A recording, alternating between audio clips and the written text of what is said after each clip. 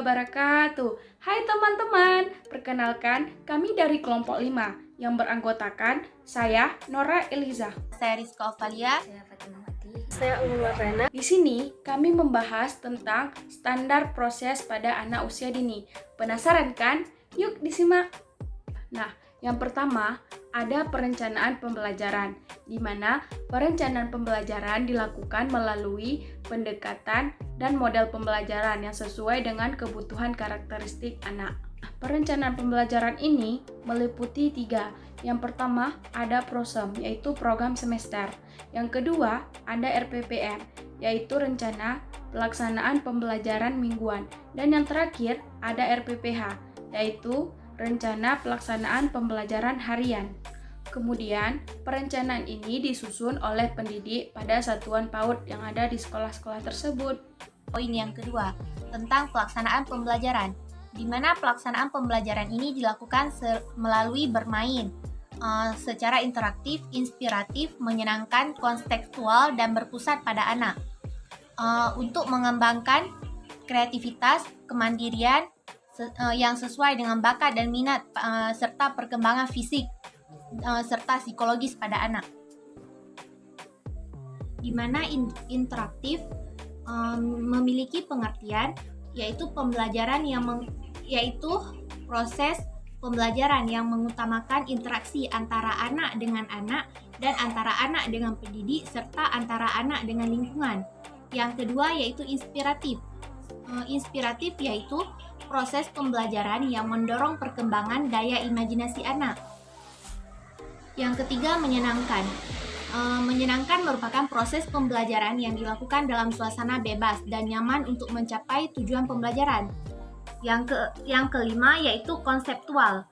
Konseptual merupakan proses pembelajaran yang terkait dengan tuntutan lingkungan alam dan sosial budaya. Yang kelima, berpusat pada anak.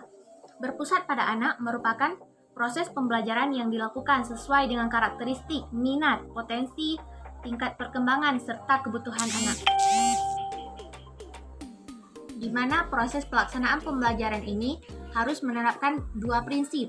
Yang pertama, yaitu kecakupan jumlah dan keragaman jenis bahan serta alat permainan edukatif dengan peserta didik. Yang kedua, yaitu kecukupan waktu pelaksanaan pembelajarannya.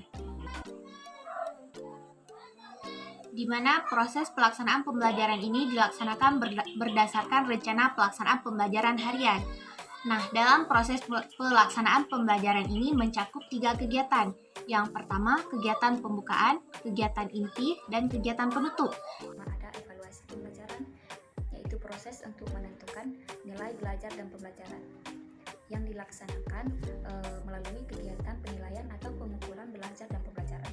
Jadi yang kedua itu ada tujuan evaluasi. Jadi tujuan evaluasi yaitu kegiatan yang sangat sengaja. Kegiatan evaluasi dilakukan dengan sadar oleh guru dengan tujuan untuk memperoleh kepastian dan mengenai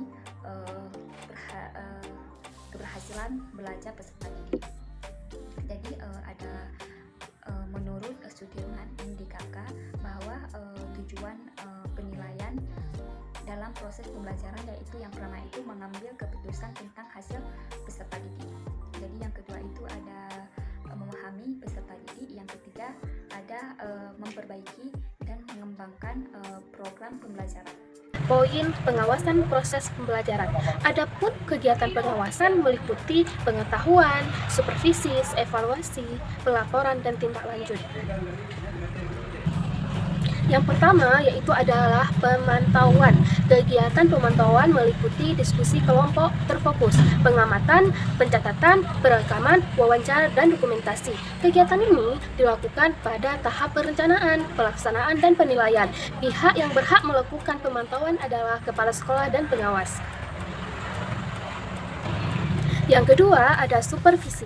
Supervisi hampir sama seperti pemantauan, hanya saja pada supervisi ini akan diadakan pelatihan dan konsultasi yang dilakukan oleh kepala sekolah dan pengawas.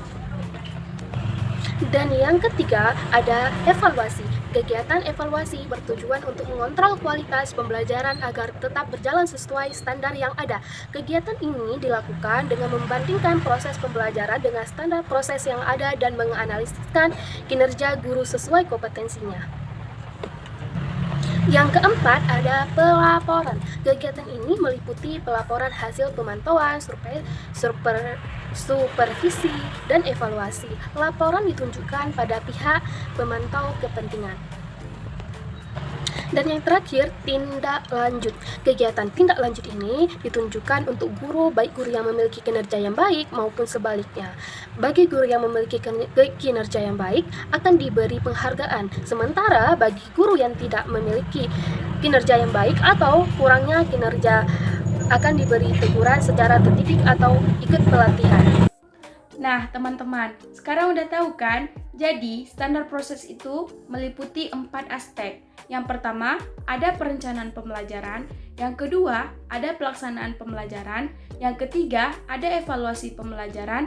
Dan yang keempat, ada pengawasan pembelajaran. Sekian dulu ya kelompok dari kami. Mohon maaf apabila ada kesalahan atau kekurangan. Kami akhiri dengan mengucapkan Assalamualaikum warahmatullahi wabarakatuh. Bye-bye, sampai jumpa lagi.